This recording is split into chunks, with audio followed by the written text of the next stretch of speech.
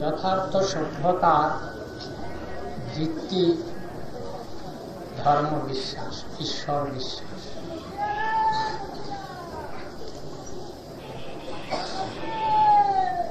সভ্যতা, সংস্কৃতি, জাতীয় কৃষ্টি স্বরূপ বিভিন্ন কালে, বিভিন্ন পরিবেশে, বিভিন্ন প্রকারে ভারতের ইতিহাসে তথা বিশ্বের ইতিহাসে চলে এসেছে। ভারতে বৈদিক যুগের সংস্কৃতি সভ্যতা, তক্ষশিলার সংস্কৃতি সভ্যতা, নালন্দার সভ্যতা, হরপ্পান সিভিলাইজেশন এর ইতিহাস আমাদের দেশে আছে এবং তা রূপায়িত হয়ে বর্তমান কালে ভারতীয় দর্শনের, ভারতীয় সভ্যতা রূপরেখার পরিবর্তন দেখা দিয়েছে। এই প্রকারে ব্যাবিলনিয়ান সভ্যতা, চাইনিজ সভ্যতা, বিশ্বের বিভিন্ন দেশের সভ্যতা স্থিরতা পাওয়া যায় না, পরিবর্তনশীল সেই সব সভ্যতা। আজকের বিষয়ে মহারাজ ভারতীয় সভ্যতার ভিত্তি ধর্ম বিশ্বাস বলেননি, সমগ্র মানব সমাজের সভ্যতার ভিত্তি ঈশ্বর বিশ্বাস বলা উচিত, হওয়া উচিত। ঈশ্বর বিশ্বাসের ভিত্তিতে যদি সমগ্র মানব সমাজের সভ্যতা হওয়ার সম্ভাবনা হয়, তাহলে তার স্বরূপ কি হবে, রূপরেখা কি হবে, সেইভাবে তার আলোচনা হওয়া দরকার। ভারতীয় মানব মনুষ্য সমাজ। সুতরাং আজকের বিষয় শুধু ভারতের সভ্যতা নিয়ে আলোচ্য বিষয় নয়, সমগ্র মানব সমাজের সভ্যতা কি আছে বস্তুত এবং কি হওয়া উচিত এই বিষয়েরই আলোচনার বিষয়। কতটা তাহা কার্যান্বিত হতে পারবে কি হবে না, সেটা ভবিষ্যতের হাতে। বর্তমান স্পেস এজ, মানুষ পৃথিবী হতে চন্দ্রলোকে গিয়ে নেমেছে। সায়েন্স অ্যান্ড টেকনোলজির দ্বারা বিশ্ব আজ পরিচালিত হচ্ছে। বর্তমান যুগের এই পরিস্থিতিতে যা উপেক্ষা করা যায় না, চোখ বুজে অস্বীকার করা যায় না, এই জাগতিক যে স্থিতি, তার ভিতরে কেবল ভারতের সভ্যতা নয়, সমগ্র বিশ্বের সভ্যতার স্থিতি কি প্রকারে হতে পারে তারই ইঙ্গিত বোধহয় আজকের বক্তব্য বিষয়ের ভিতরে বলবার রয়েছে। যে কোনো দেশে জাতির সভ্যতা তার অভিব্যক্তি মুখ্যত তার সাহিত্যের ভিতর দিয়ে, তার সঙ্গীতের ভিতর দিয়ে, তার বিভিন্ন প্রকার কলা ভিতর দিয়ে পাওয়া যায়। যেমন আমাদের দেশের সাহিত্য তার সর্বোত্তমতা, জড় সাহিত্যে সর্বোত্তমতা লাভ করেছিল কালিদাসের শকুন্তলাতে। পাশ্চাত্য দেশের সাহিত্যে, ইংরেজি সাহিত্যেতে তার শেক্সপিয়ারের অভিব্যক্তির সর্বোত্তমতা তার ট্র্যাজেডিতে, হ্যামলেটে তার বিকাশ লাভ করেছে। এই দুইটি উদাহরণ সামনে নিয়ে সাহিত্যের ভিতর দিয়ে সংস্কৃতির যে অভিব্যক্তি দান, ইংরেজের জাতির সভ্যতা, ভারতীয় সভ্যতা, জাগতিক সভ্যতা তারতম্য ভেদ আগে বিচার করি।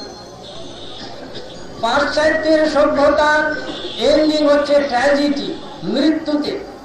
এমনকি তার ধর্মের ভিত্তি ভগবানের পুত্র, God the Father, God the Son and the Holy Ghost, এই যে ট্রিনিটির ভিত্তিতে, ধর্মের ভিত্তিতে পাশ্চাত্যের সভ্যতার সাধারণ রূপ বলে স্বীকার করা যায়, সেই দেশের তার সাহিত্য সভ্যতাকে অভিব্যক্ত করেছে মৃত্যুতে।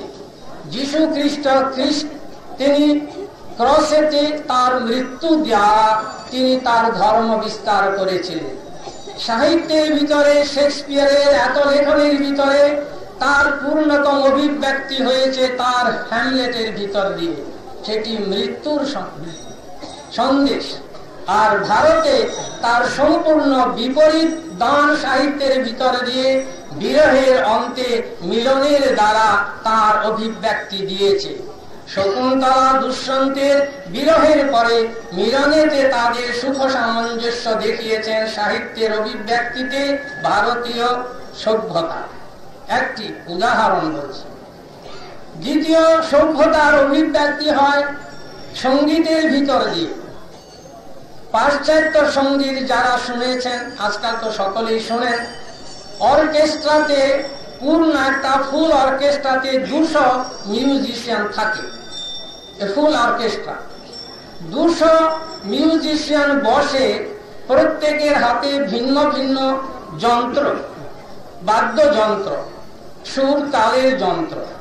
প্রত্যেকটা যন্ত্র একও বাজালে অপর যন্ত্রের সঙ্গে ভেদ হয়। ড্রাম, কর্নেট বা ফ্লুট এক সুরে নেই।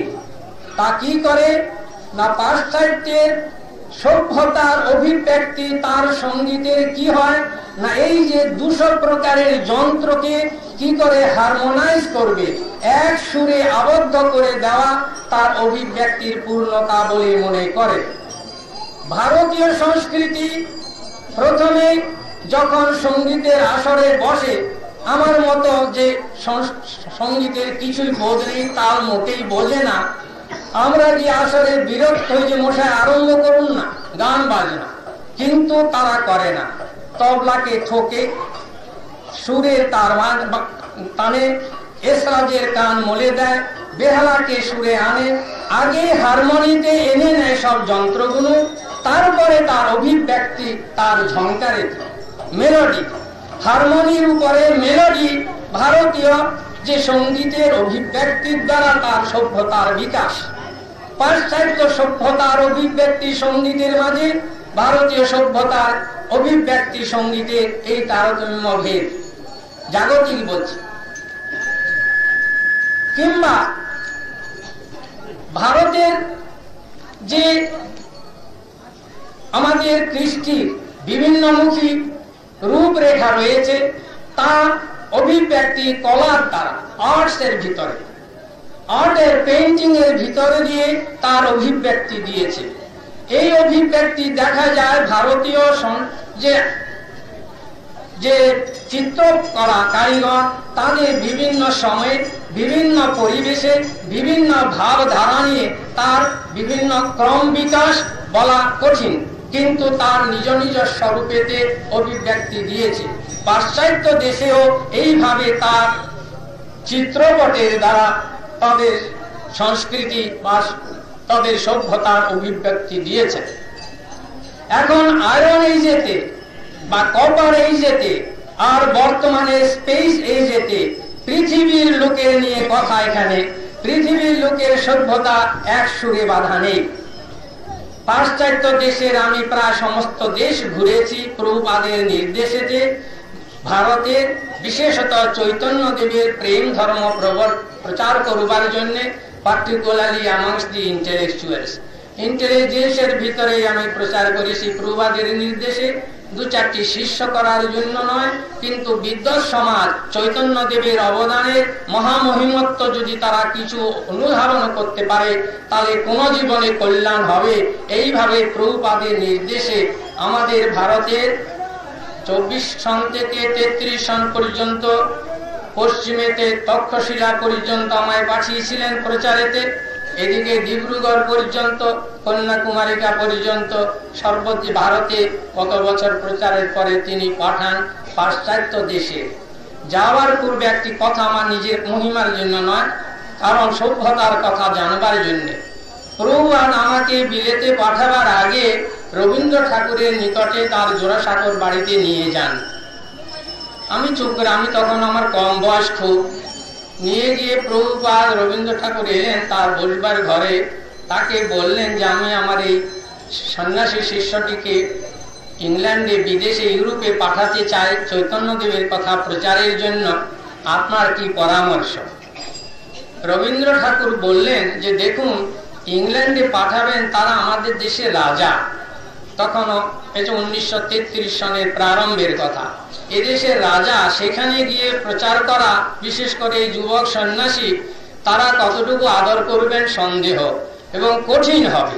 তার চাইতে প্রথমে একে জার্মানিতে পাঠান, জার্মানিতে ভারতের দর্শন এবং সংস্কৃতির বিশেষ আদর আছে, সেখানে যদি ইনি সাকসেসফুল হতে পারেন, তারপরে উনি অবস্থা বুঝে ইংল্যান্ডে যেতে পারেন। তিনি তার পরামর্শ দিলেন। আমি চুপ করে বসেছিলাম। প্রভুপাদ বেরিয়ে এসে আমাকে বললেন, কি করবেন? রবি ঠাকুর তো বলছেন ইংল্যান্ডে প্রথমে যাওয়া কঠিন হবে, প্রচার করা, জার্মানিতে যাবেন, তারপরে সেখানে সুবিধা হলে পরে ইংল্যান্ডে যাবেন।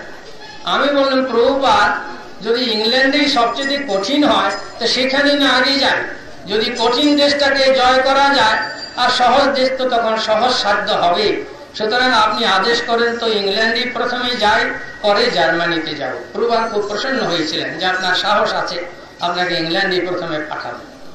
সেই দেশে কথা বলবার কারণ, আমি সেই দেশের সব সভ্যতার রূপ দেখেছি, কিভাবে আছে। ইউরোপের রাশিয়া ব্যতীত প্রায় সমস্ত দেশে আমি পরিভ্রমণ করেছি, বিশেষত বিশ্ববিদ্যালয় আদিতে, বিভিন্ন বিশ্ববিদ্যালয়তে আমি প্রচার কার্য করেছি। সেই ইন্টেলেকচুয়ালদের ভিতরে তাদের যে সভ্যতার জ্ঞান, সভ্যতার যে অভিমান, সভ্যতার যে পরিবেশন, যেভাবে দেখেছি, আমেরিকায় গিয়েছি দুবার তিনবার, কানাডা, এসব দেশে দেখে এসেছি। আর আমাদের দেশের সর্বভারতে আমরা প্রচার করি। মাধব মহারাজ তখন ব্রহ্মচারী ছিলেন, আমরা প্রথমে প্রভুপাদ দক্ষিণ দেশে পাঠান, যখন এখান থেকে বহরমপুর হয়ে আমরা দক্ষিণ দেশে ম্যাড্রাস পর্যন্ত গিয়ে সব দেশে প্রভুপাদের কথা, মহাপ্রভুর কথা প্রচার করি। তা তো আমরা দেখেছি আমাদের ভারতেরও সংস্কৃতি, সভ্যতা ভিন্ন ভিন্ন প্রদেশে ভিন্ন ভিন্ন স্বরূপ ধারণ করে রয়েছে। বাঙালির কৃষ্টি এক প্রকারের, উৎকলের কৃষ্টি এক প্রকারের, উত্তরপ্রদেশের আমি যেখানে থাকি তার সংস্কৃতি সভ্যতা অনুরূপ তারতম্য ভেদ আছে, দক্ষিণের সংস্কৃতি তারতম্য ভেদ আছে। এই যদি সূক্ষ্মভাবে আলোচনা করা যায়, তাহলে দেখা যাবে পৃথিবীর যে সভ্যতা, সমগ্র মানব সমাজের যে সভ্যতা পরিবর্তনশীল।